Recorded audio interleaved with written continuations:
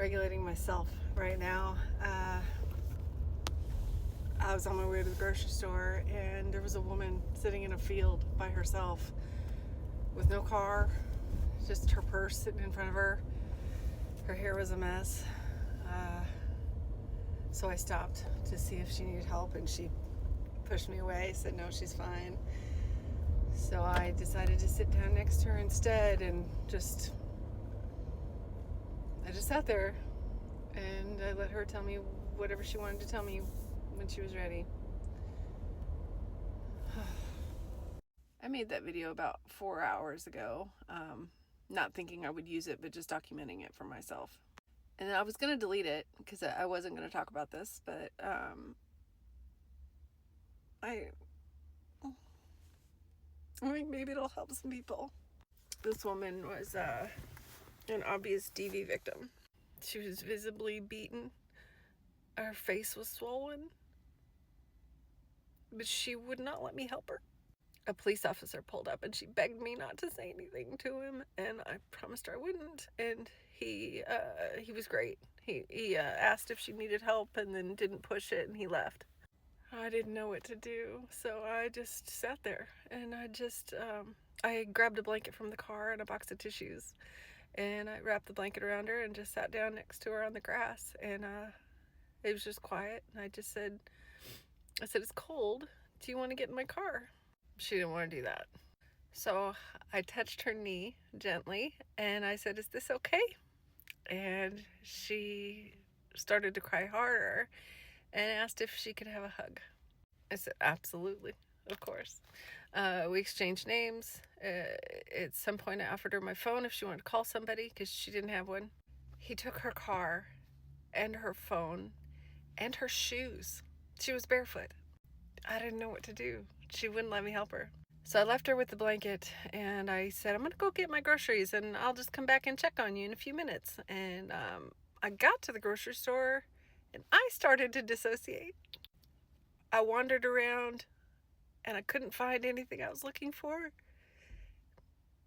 And I had flashbacks to that one time at Aldi. I have a video somewhere where I was wandering around Aldi and I couldn't remember what ketchup was.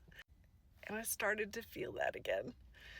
I quickly left. I didn't get any groceries and I just couldn't concentrate. I drove back and she had taken the blanket around behind a haystack and she was just gonna stay the night there.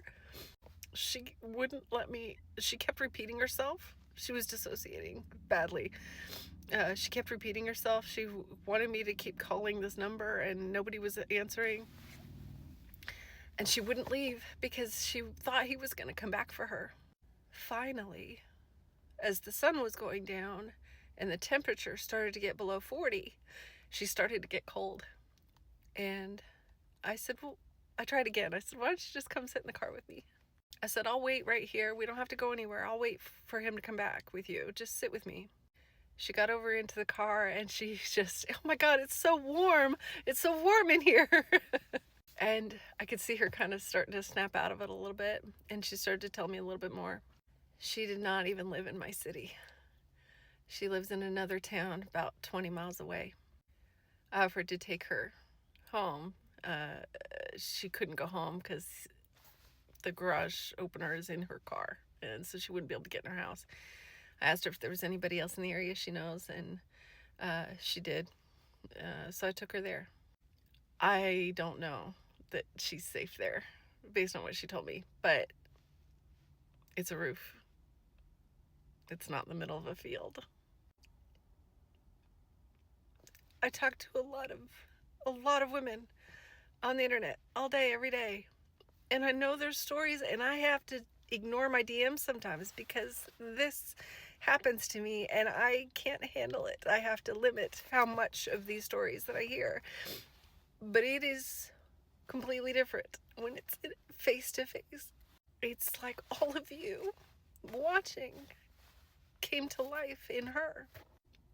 And what shocked me about her is that, and it shouldn't be shocking because I know this, but she was as terrified of me as the man who did that to her because I'm, helper person, good person who wants to do good and help her. She was terrified of what I might do to try to help her.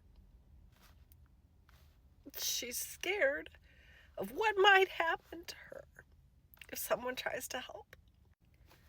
You just don't know the mindfuck that is. How bad it has to be and what a person has to go through to be so scared of police helping or medical help. I even asked her if I could take her to a hospital somewhere. She was so scared. And it took everything to get her, just to get her in my car and get her to somewhere safe. Please do not tell women, just leave. You don't know their circumstances. You don't know if it's safe for them to leave. And you don't know why they're staying. The only thing I could do to help her was to listen. That's it. I could be there for her and offer her the blanket and the tissues and a ride. But the rest is up to her. And guys, she's a lawyer. She's an attorney. She's very smart. She has money. Seems like she's in a good position in her life, except for this guy. It's just not as simple as just leave.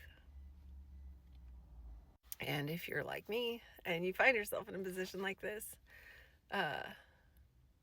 take care of yourself. I have been doing a lot of nervous system work on myself and staying grounded throughout this situation myself because, as I said, in the grocery store, I was losing it. But I'll be okay. I have a nice, safe, warm home.